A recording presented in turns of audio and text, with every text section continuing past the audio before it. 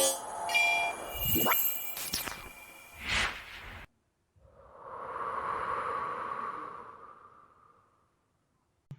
guys, my name is Raymond Olubenga. Today I'll be showing you guys how to create USSD code on Python using Python programming. The USSD code I'll be based on is *123# as a sample. With this knowledge you can create any USSD code of your choice using Python. A quick disclaimer, what I'm about to write is more like an algorithm that can be used to create USSD code regardless of the programming language you're using. All you need to know is to get an understanding of the concept, the logical concept behind the USSD code. And throughout this course, I won't be using a loop. I will be using a recursive function. I'll be using a recursive function. And I'll be using a simple function too. And I'll be declaring variables as well.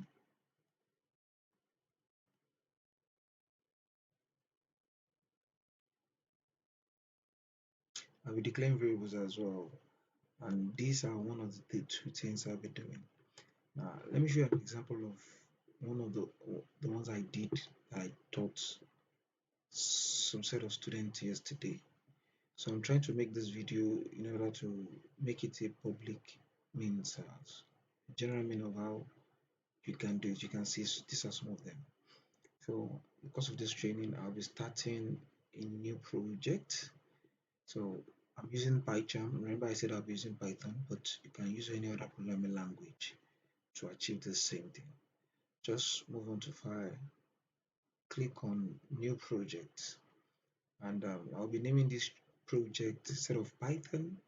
I'll be naming it USSD. Then you can keep your engine, your environment to be virtual environment, or you can use any other. But for me, I'll be using virtual environment.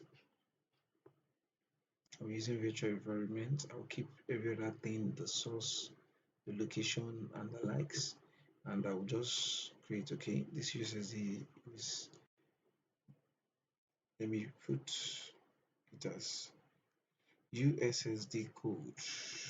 I create, I want it to be this window. So you can see that it's a plain window, it's a new environment that I'm starting. Now that I'm using a already prepared code. No, I'm building everything from scratch. Um, One of the programming languages I love using to do this is JavaScript.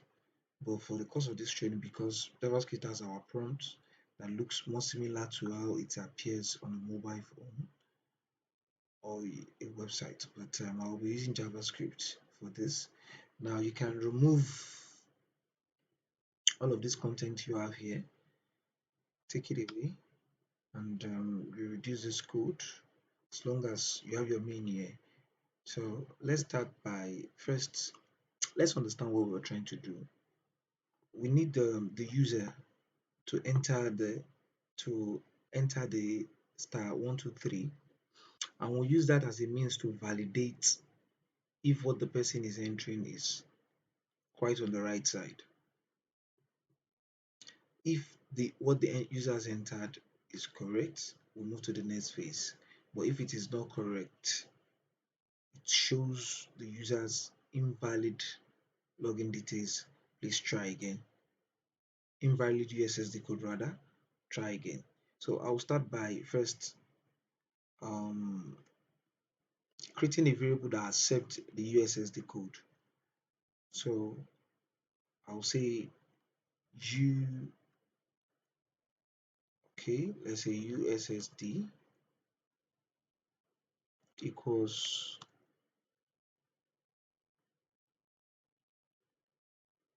input. Now input is an inbuilt function. It is used to accept users value on our prompt you the opportunity to, as a user, to enter details. So I'll say okay, enter USSD code. Now, immediately after this code, if I run this, I want you to take note. I would put a semicolon and space here so that there will be space after my code. If I while running rather, if I run this code to show up in my terminal, you can see I have the opportunity to enter. That's because in this code I use the function input, which allows users to prompt a user the opportunity to enter their code. Now let's validate this. Remember, the code I'm being concerned with is this *123#. If what the users enter is this *123#, then they can proceed to do any of this transaction. But if what they are dealing with is not, if what they enter is not *123, then to show them invalid entry, try again. So they try to enter the USSD code again.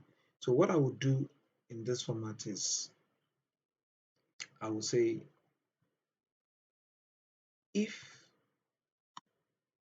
USSD. Now remember, an input function, anything you entered here is being considered a string.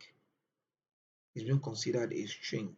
So I will say USSD equals to, now I put my code string because if I put the normal *123#, you can see there's a red line there, and that's because this star and hash are strings, so I have to quote them using double quote or single quote, and I put my colon here. Now I just told my program that if USSD equals to *123#, what should happen? The following things should happen. You should then proceed to ask the users to select the options. So for now, let's say print welcome. So I'm printing to the screen welcome. So this is all I will allow to do for now. Otherwise, now I'll take back my indentation because that's a rule that guides Python. I'll say else. That's if what they enter is not, then you should tell the user to what, print invalid USSD code.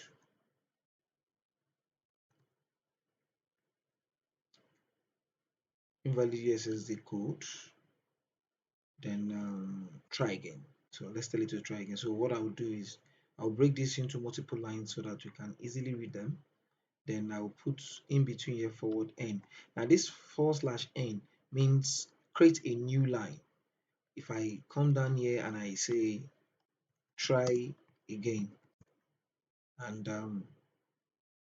I save this, if I run this code, let's rerun. Yeah, stop and rerun.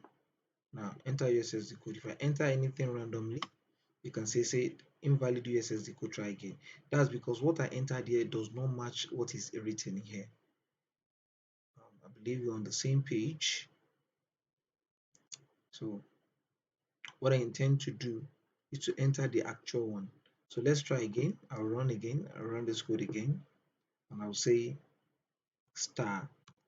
*123. Mind you, if you just say *123 or just 123 without a star and hash, to still prompt you invalid USSD code, because the convention of this code is to enter the accurate *123#. So I will end it with an hash, and I press enter. You can see I have the word welcome. So this is the validation.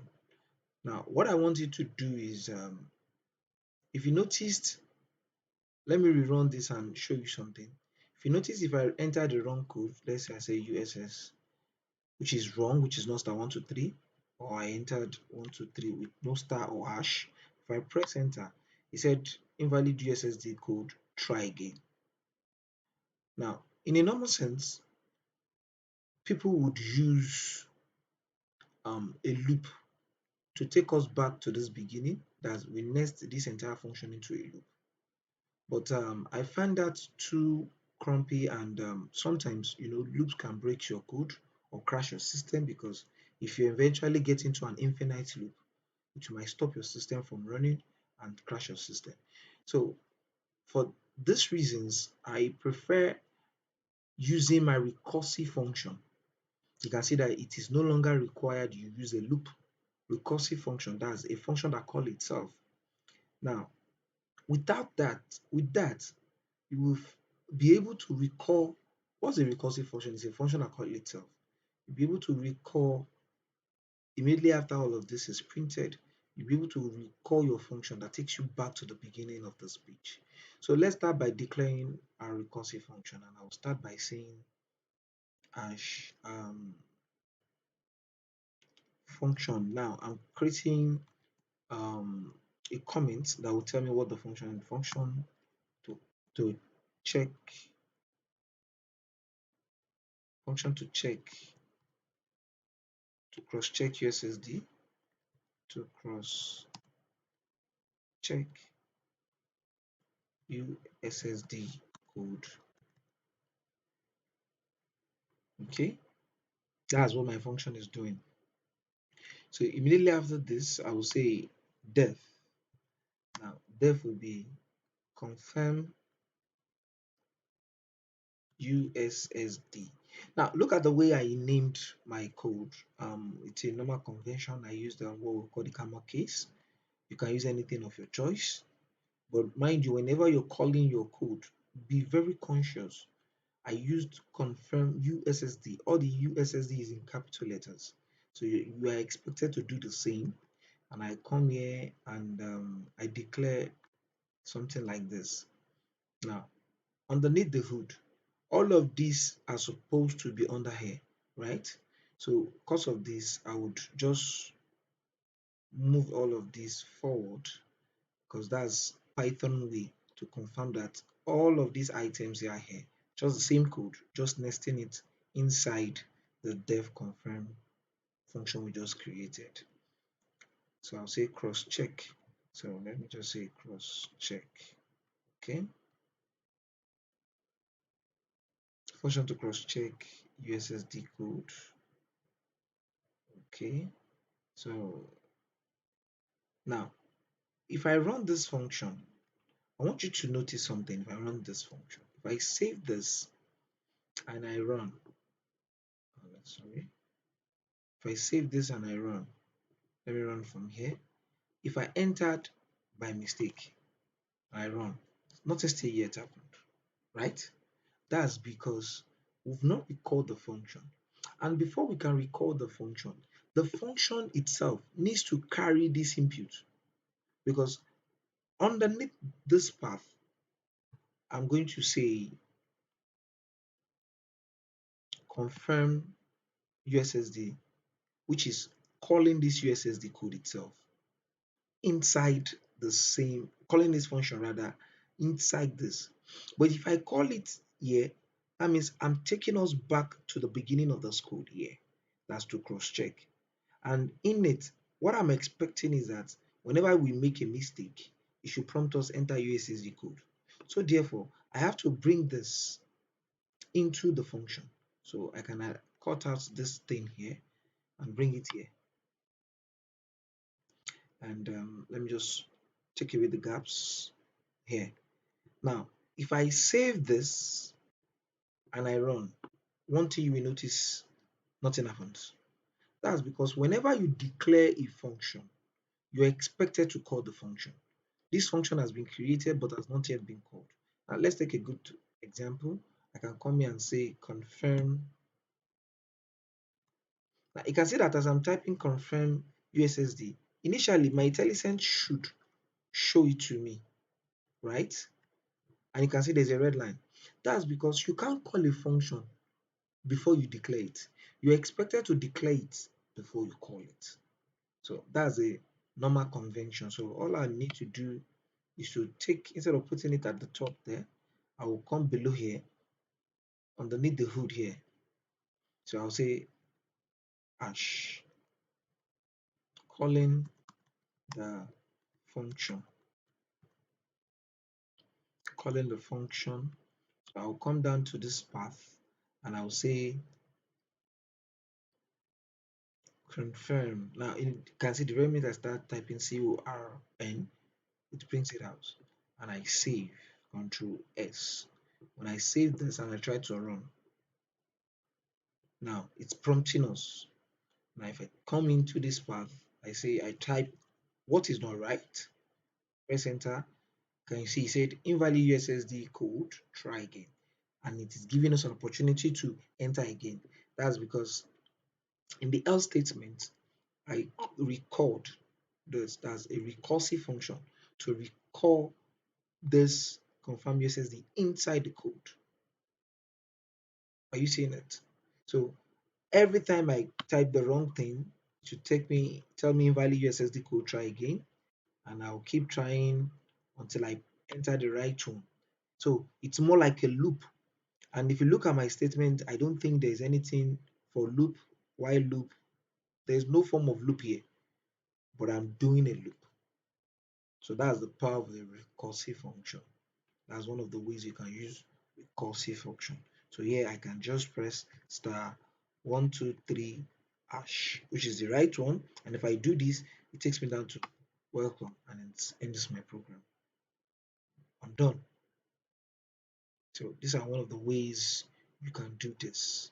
So another thing we can also do um, is to now implement all the transaction details to check our balance, to buy airtime, and to buy fund, to buy to fund to do fund transfer. So let's start by doing any of this transaction now. In order for us to achieve this, we should understand that the only way we can be able to do any transaction is if the USSD code the user entered in this logic here matches with the star 123 and therefore give us opportunity to enter details together. And in order for us to do that, we need another function. Now remember, if I am entering this transaction just like the way we did this first one, and any of the transaction I enter, anything, any code or any number I enter does not matches any of this, does not match 1, 2, or 3, because I will be entering 1 for checking balance, entering 2 to buy airtime, entering 3 for fund transfer.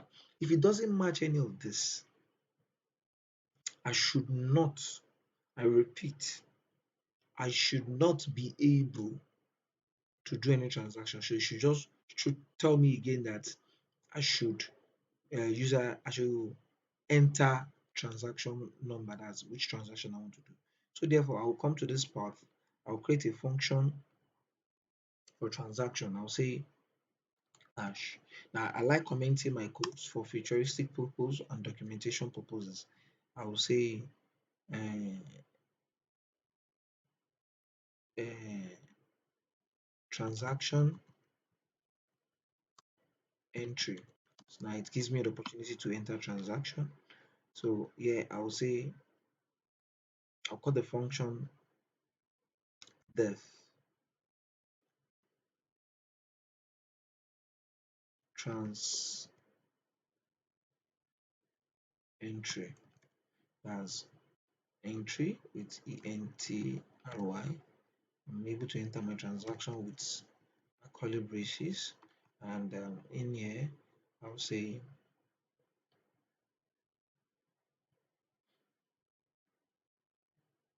transcode. Now if the user enter a transcode, I'll say input. Now between this input I will say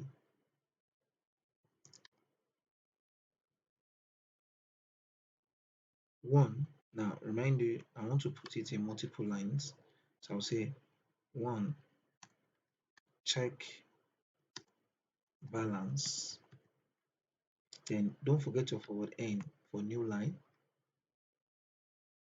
and I come down here, I say 2 buy airtime, the same thing 3, sorry, 3 by fund transfer. That's like transferring fund from one bank account to another.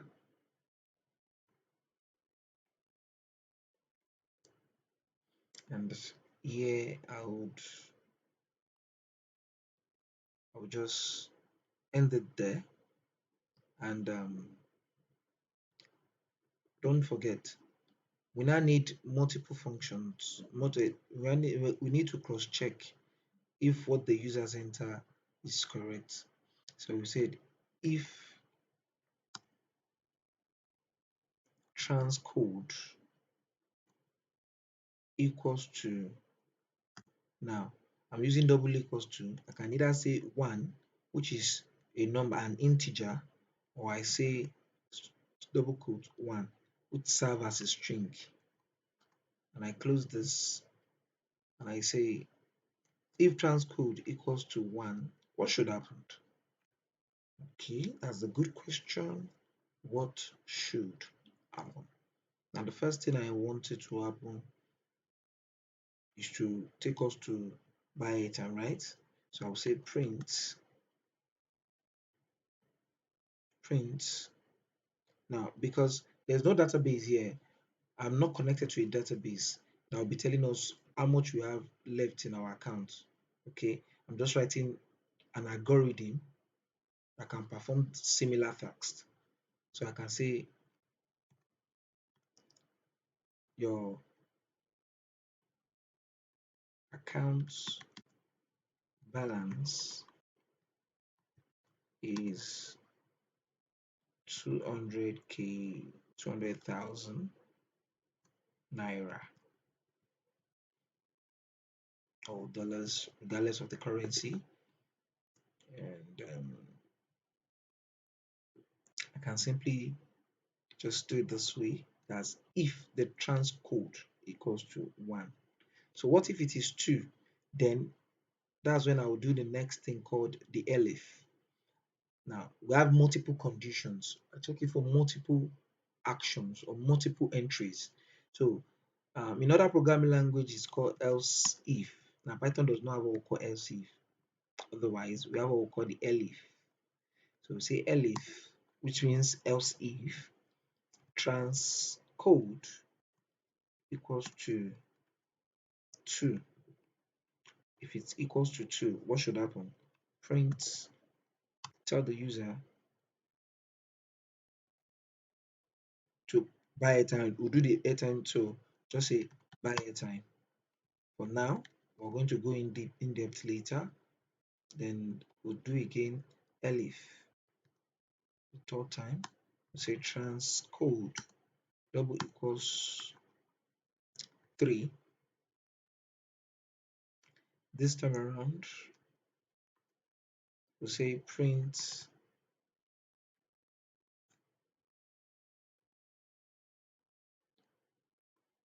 fund transfer.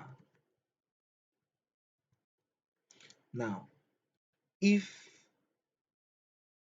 none of these three, like 1, 2, 3 is not entered, the default value, so we'll say else. This one requires no condition. We'll say else. You should say invalid entry, try again. Invalid entry, try again. And it keeps, just like the previous one, it keeps prompting us to go back to transcode to input our value. So I want to add one more thing here. I want to say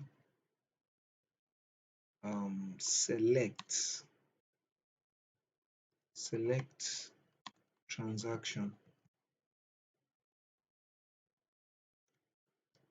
That means you're going to select the transaction either using 1, 2, 3, and what have you. So I'll say else. In the else statement,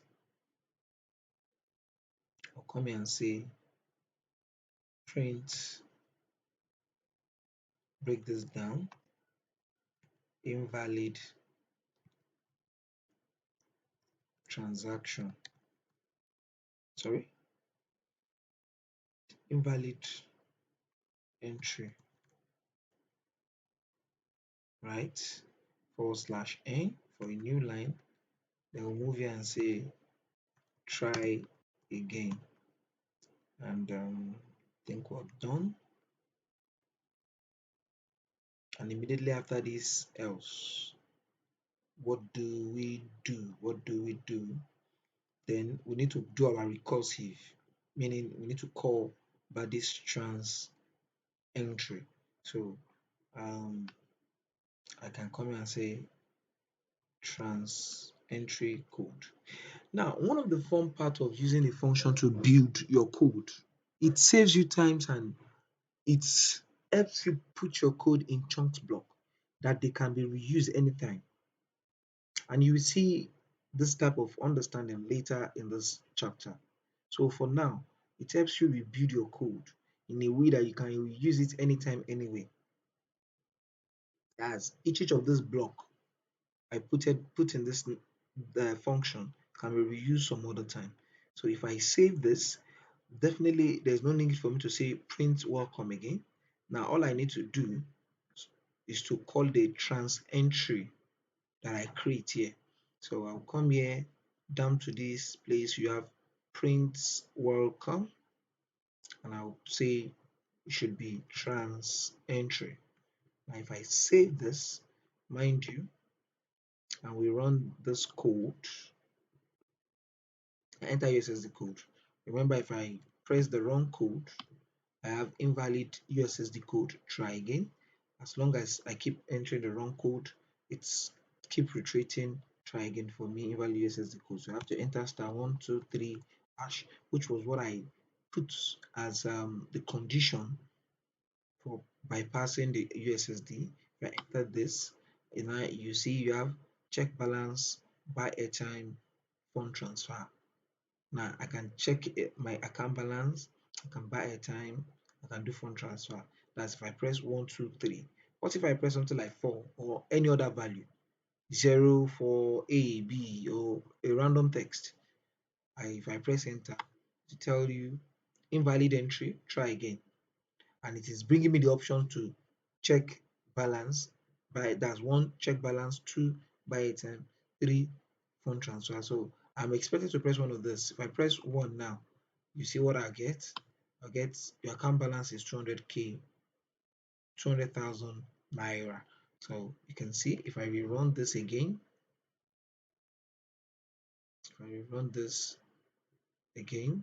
I still have the opportunity to say *123#. Okay, then check balance. If I press 2, you see it takes me to buy airtime. Can you see? And similarly, let's run it again. I can press Ctrl F5 to rerun. If I press *123# to bypass, and I press 3, and it said fund transfer. Can you see? And if I rerun again, I think I can do it again and say *123#, and let's say I say 0. For instance, if I press enter, voila, what happened? Invalid entry, try again, and it's prompting me to what? Try again, like a loop to try again every time I click. So that's one way to achieve them. Now, the other part of this is, let's create the buy airtime, and I will do this buy airtime. If you can use it, just whatsoever I do it here, just try and use it to replicate this fund transfer. Okay, virtually everything I'm going to do here will be the same to what I would do here. Will be the same thing I would do here with just a little bit of changes, maybe in the statement or in the condition. But if you understand your if statement properly, you will be able to do it. So I'm going to create a function for buy airtime, whereby the user for the buy airtime, the user will be able to do the following: enter a phone number, enter phone number, and the user will also be able to enter amount. Now, normally the phone number should correspond with what we have in our database. right? But because we don't have a database, remember this is an algorithm. All we need to check is if the user, we just need to check if the user, that's the person using the app, enters a number, that's the type of character the person entered is a number. That's one thing. And also check if if the number, the if you count the number of character is 11, not more than 11, not less than 11, must be 11. If the number of digits that was typed is less than 11, you should prompt try again. Invalid phone number, try again. But if it is 11, now similarly for entering amount, all we need to do is to make sure that the user enter the following, that what the person enter is actually a number. So regardless whether it is just 2 naira, 10 naira, 100 naira, if entry, sorry, here should be entry, not enters. If user entry, what the user enter is number, as if it is a number. So these are the two things. Now, just the same thing is here, is the same thing we will be doing for the accounts. We're doing the same thing for the account, but the difference is instead of a phone number, we want the user to enter account number, and we'll be cross-checking if the account number is 10 digits, and if the user enters a number, then from here I will do one more thing. Should If the answer is correct, it should prompt the phone number that was entered. The phone number that was entered has been credited with the amount and naira. That's the person's phone number has been credited with the amount in naira. So this is what I want to achieve. So I'll be doing this for you, and I would want you to do this yourself, and possibly send it to me via email or put it in the comment box. Send it to me via mail and I'll tell you whether you do well or not. Or you meet me in my group. I'll send my group channel where we'll talk about it. We'll talk about programming in general. We deal with most all types of programming languages. So for now, let's see how we can create this. So I'll go back to my PyCharm, and just like I created a function for each step, I'm going to create a function for the buy airtime. Feel free, if you're having any issue, to pause, ask me a question. If you're trying to code this yourself, you can replay the video over and over until you understand. And if anything is not clear to you from the source code I just wrote, you can reach out to me. You can put a comment in, you can put your question in the comment below. So what I'll be trying to achieve is to create a function to buy airtime because of my recursiveness. So because I want it, if the phone number is not correct, or the airtime or the amount, should keep repeating that invalid, invalid, invalid.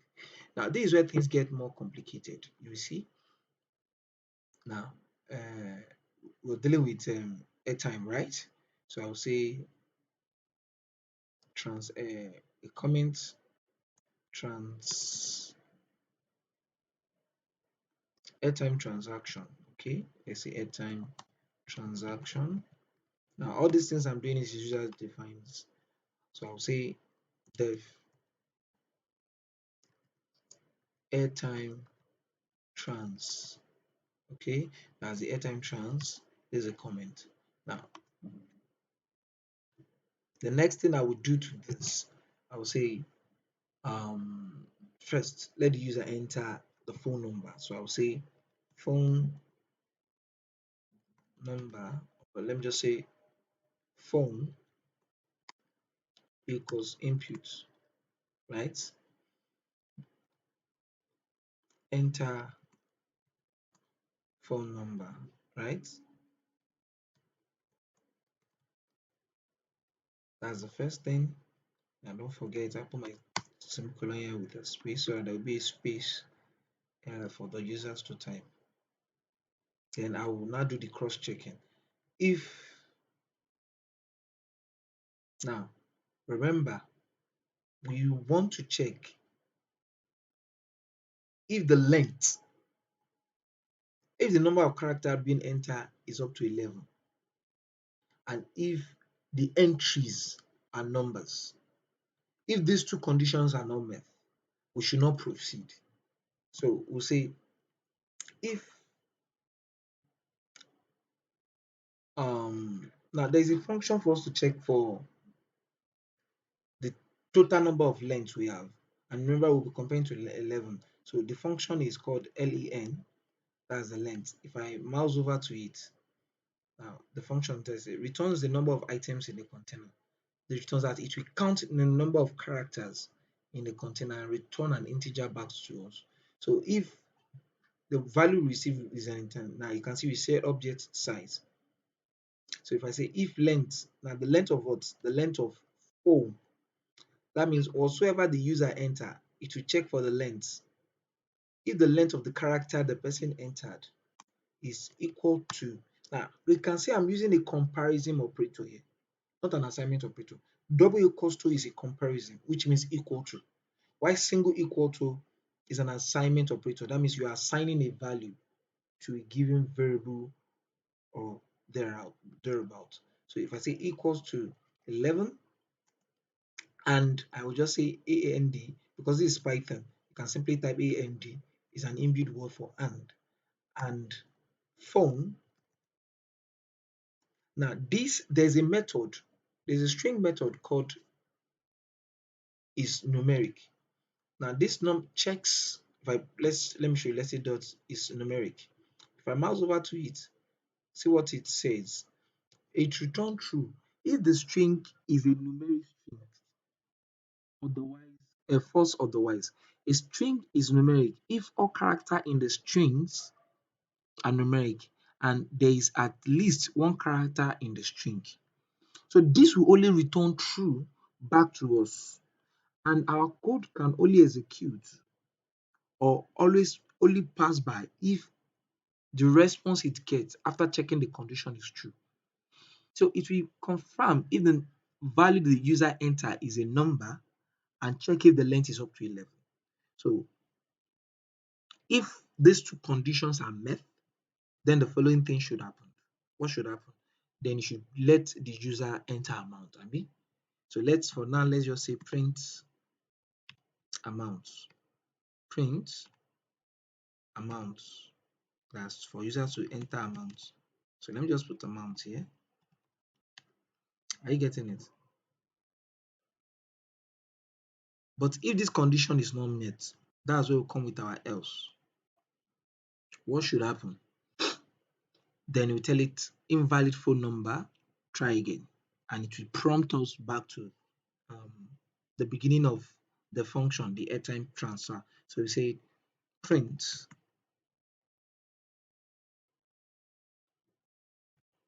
invalid phone number /n, try again /n again. Then immediately after this, we'll say airtime trans. I was saying it. Okay, let's test run this. And in order for us to test run, remember we've not called this function. So I will come to where we have our airtime, which is this. I'll replace everything here with airtime trans. And if I replace that, I can press Ctrl S to save and I refresh. So once I click on this, enter my USSD code. Don't forget our USSD code is *123#. Press enter. Now it's giving us an opportunity to select transaction. 1 to check balance, 2 to buy airtime, 3 to transfer fund. So we just go to 2, right? I press 2, that's what we are dealing with. We say enter phone number. Now if I write in text, you can see everything I'm writing is in text. It said what? Invalid phone number, try again. Now it's giving us an opportunity to enter text again, right? Okay, I think I did a little bit of, okay, this new line here, that's why you have a space here. Initially, I don't think we should have a space. Oh, I think it's better though. So let's enter another number. Okay, let's say I write enter this 08189045339. Now, if you count the number of characters here is 1, 2, 3, 4, 5, 6. 1, 2, 3, 4, 5, 6, 7, 8, 9, 10. That means we enter 10 character. It's not up to 11, right? The first check we check is if it is a number. You can see it's prompt us invalid phone number. If I press enter here, it still gives us invalid phone number because the number of character we have is not up to 11. So let's repeat the same. Let's say 08189045396 and I put 2. That means the number of character is now 12. Can you see? The number of character is now 12, more than 11. So it can be, I mean, any number. As long as it's more than 11 or less than 11, it will prompt you try again. So it has to be 08189045396. Now, if you count this number of character, it is 11. So as long as the character is 11, it should take you to the next level. So I will just press enter. Now you can see prompt me amount and it ends the program. Can you see? That means it's working perfectly. So all I need to do now is to create the function for the amount to check if the amount is also a number. Otherwise, it will tell us to print the amount again. Now, this is where things get more complicated. Now, look at what I'm going to do in this part. I'm coming here. I will say, let's create the amount. So I'll come here and say hash amount. Okay. And enter amount. The fun part about this is you can use it anywhere. Enter amount. And I'll come here and say def check amounts. Okay, to cross check amounts. So I'll come here and say AMT, that's a short form for amount, or I put amount in full, but I prefer using AMT equals to input. Now it gives the user opportunity to input the amount. Now if I say amount should be what? Let's say 200, 500, any amount, right? So enter amount. Enter amount, and I come here, said if amount, that's the amount the person wants to enter, if amount,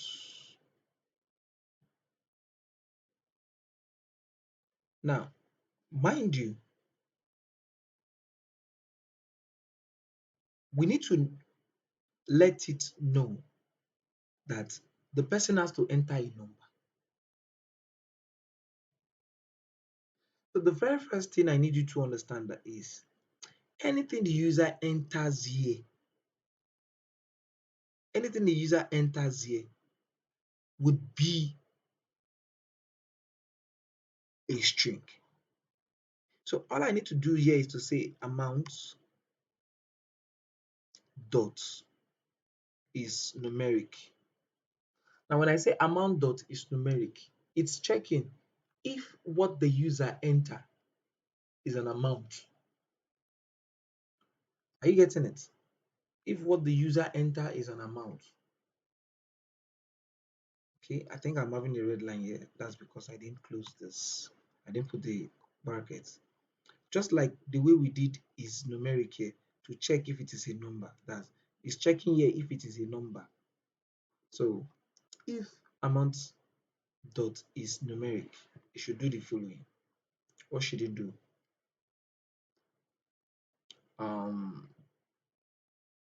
It should say, excuse me, it should say print. Then I want the amount of the phone number, the phone. Now, what I would do here is to put F and say the phone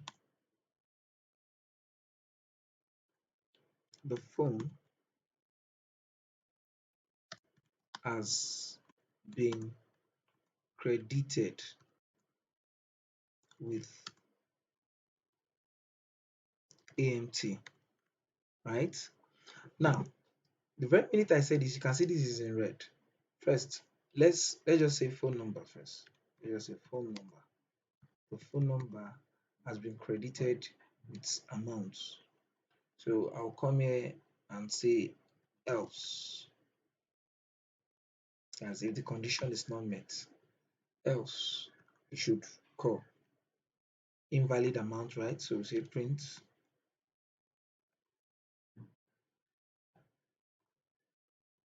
invalid amount entry /n. Try again.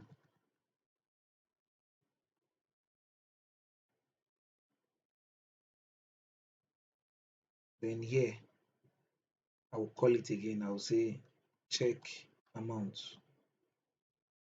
If I save this and let's test run. Now all I need to do is to replace this check amount with the print amount here. So I'll come here, remove all of this and say check amount. And if I save this and I reload, let me reload this.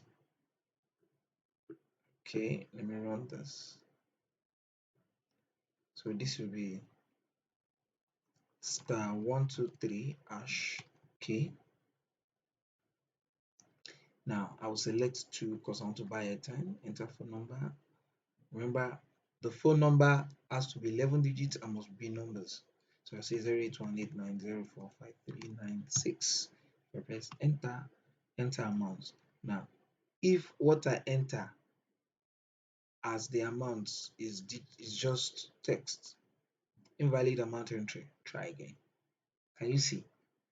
It's making sure I'm entering a number. So I can say now 200, and if I press enter, the phone number has been credited with 200.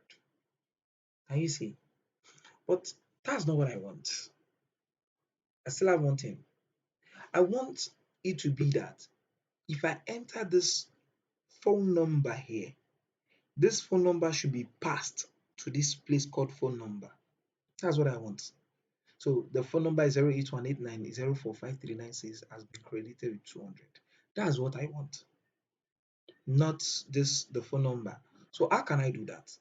The first thing I need to know is that it is within this airtime transaction that I have this function called check amount.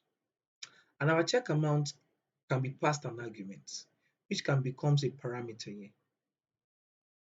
Now, there's a difference between argument and parameter. Whatsoever you put when you're calling a function is called an argument. But when that argument is being fed into the function where it was declared, it becomes a parameter, more like a variable, holding the value that is being positioned here. So I can simply come here and say, okay, in this part here, because what I want to pass is this phone number, I need to feed this phone number that was checked if it is 11 and if it is numeric. I need to feed it, that's if it is correct. I need to feed it to this place. So I'll come here and say phone. Okay, when I come here and say check amount phone, now this has been fed into this check amount, which will now come over to this place. Now, in order for me to be here, I need to call it a parameter. So let me say I call it x, so parameter x. Now, while calling this function here, this is where I did my print. Phone number has been credited with blah blah blah. I can just come here and replace everything and say x. Okay, now that means x becomes my parameter here. Now I'm running this. Notice I'm going to have an issue. Okay, I think they are indicating for me that there's an issue. One warning, 3 week warnings, and one grammar error. Okay, I'm a developer, so I don't think the grammar matters a lot. So let's see and run this. I'm pretty sure this will return an error for me. I'm very, very sure of that. Now, watch this. If I run this, I enter my USSD code, *123# 2 to buy airtime, enter phone number 08189045396. That's the phone number, right? That's the phone number. I press enter, and now I have to enter amount. If I enter the wrong amount, like the text, and I press enter, watch this.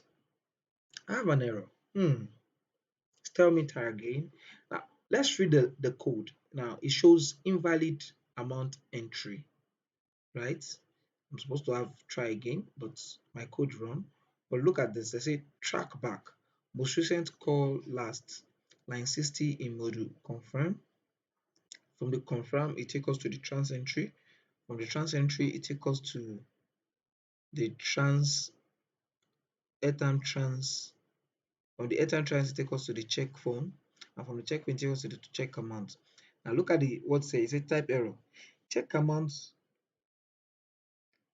miss one required position argument x. Now what's telling us here is we are missing an argument here. That means while we are calling this, we are expected to also have an argument, just like this has an argument.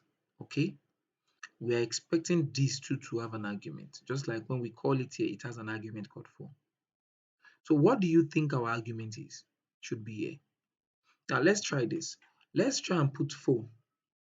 If I put phone here, you can see it shows a red line. That means it's not recognized because inside here there is no variable called phone. Are we together? There's no there's no variable or there's no parameter called phone. So there's no way you can fit this here. And if I put my amount here, let's try the amount. It will no longer show the error.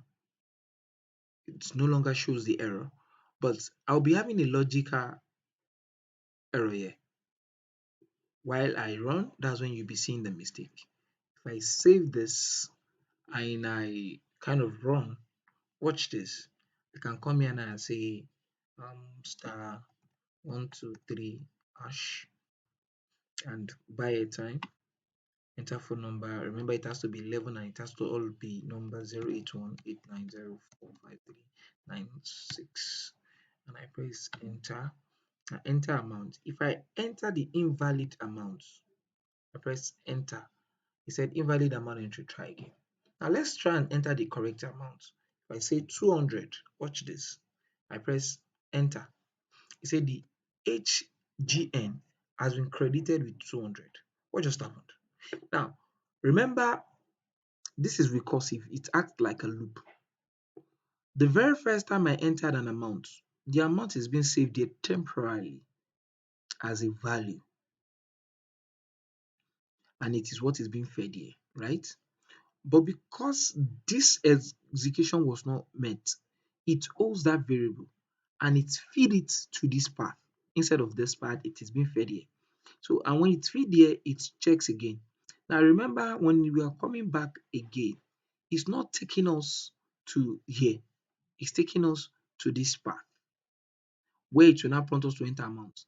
And when it is now correct, it will now take the amount it has before and save it as our parameter here, x. Are you getting it? Because that is what we feed here. Remember, he said check amount. Anything that is here will serve as an argument here, but in this part it serves as our parameter. That means our amount here, which was first entered here, has been saved as x here. So that's why it becomes here.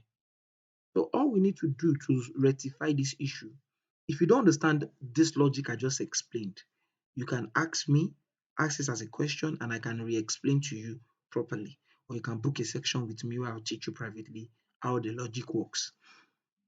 You can simply come here and remove all of this and put x.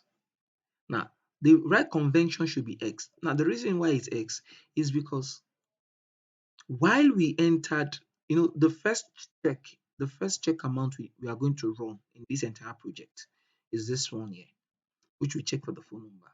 And once it checks for the phone number, it will store it in this value x here, because there is an argument here, it will become a parameter. And the parameter will hold the value x. Now, when you're checking for amount, you enter the invalid one. The x still remains, but the amount is not being stored because we skip this process and it comes here, which will now take us here. Now, the x2 will still remain the x.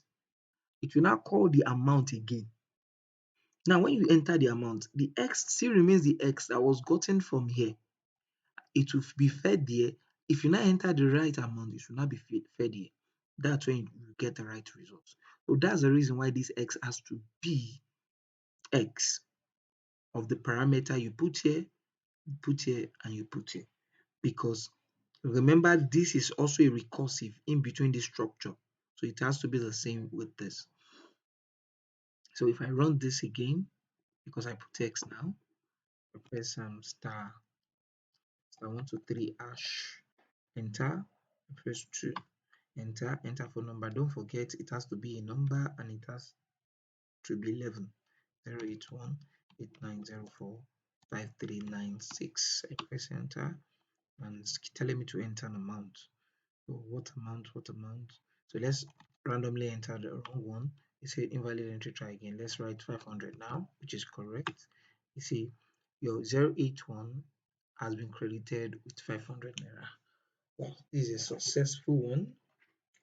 I'll leave this file on the channel for you guys to access and do it on your own too. But for now, this is the solution. If you have any question, access on the comments or reach out to me by phone number. If you're outside Nigeria, you start with +234 before you've said 81. But if you're in Nigeria, just call this directly and I can give you a guide. Or chat me up. That's my mobile 9. You chat me up with that. I hope to see you guys some other time. Thank you very much.